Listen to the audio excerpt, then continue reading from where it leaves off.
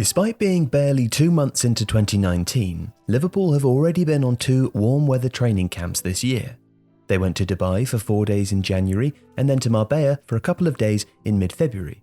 Their return from the UAE was followed by consecutive draws at home to Leicester, ironically in snowy conditions, and also away at West Ham. That dip in form meant the Reds missed their opportunity to open a commanding lead over Manchester City at the top of the Premier League table and led to criticism from some fans who questioned the decision to take the players away to such different climates. But it's not just Liverpool who do this. Wolves have also been to Marbella, Tottenham often break in Barcelona, and it's a common practice amongst European clubs. Whenever there is a break of 10 days or so between matches, sometimes due to a premature exit from a domestic cup competition, clubs waste no time in jetting off. But why do they follow this practice? Jurgen Klopp is a big advocate of warm weather training and has brought this with him to Anfield from the Bundesliga, where there's a winter break or Winterpause. Interestingly, that's what sees Bayern Munich make an annual trip to Doha through their partnership with Qatar Airways, something that has attracted controversy due to the human rights transgressions of the country. The average UK temperature in January is a chilly 4 degrees Celsius, and Klopp says that these cold winter conditions mean that you can only run and shoot and tackle. By contrast, it's around 20 degrees at the same time in Dubai and 15 degrees in Marbella. Expanding on this, Southampton manager Rolf Hasenhüttl, who's recently taken his side to Tenerife, said that there is more time to train tactical aspects in warm weather simply because you can rest for 2 or 3 minutes and explain things without catching a cold. Body muscles are more pliable in these conditions, meaning that less time is wasted warming up, and the general risk of muscle strains and tears is reduced. There are also simply more daylight hours to train in, with 8 to 9 hours of daylight in the UK in January compared to 11 in Dubai.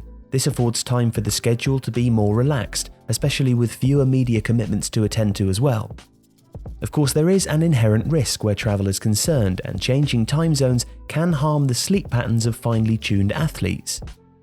Warm weather training camps have long been used in athletics, where sports scientists have repeatedly found that it helps to improve cardiovascular fitness. That's also why tennis star Andy Murray has always headed to Miami for an intense training block every winter.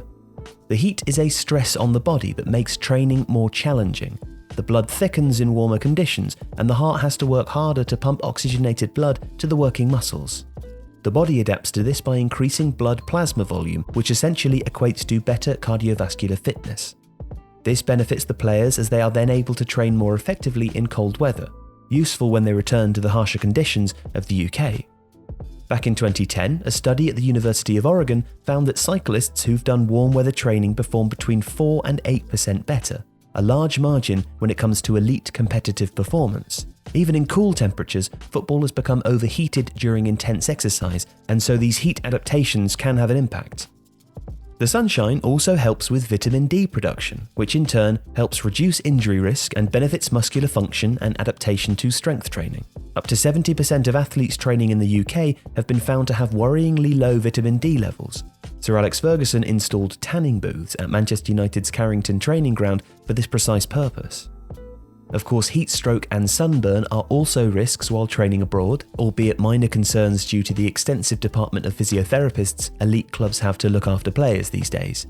And the psychological benefits are just as important as the physiological benefits. These camps are not just about grueling physical work. The mental benefit should not be overlooked, particularly after the hectic December schedule in the Premier League. Seasonal affective disorder can be a problem in the UK, and changing up the routine keeps the mind flexible and adaptable. It also provides an opportunity for team cohesion, bonding, and to forge a close affinity between manager and players, something that has always seemed very important to Klopp. Virgil van Dijk has recently cited the training camp the squad went on shortly after he signed for Liverpool for his rapid integration into the squad. Distractions are reduced not just for the players, but for the manager too. However, families are sometimes allowed to come along too, and fostering such a close-knit atmosphere could make all the difference as the business end of the season approaches.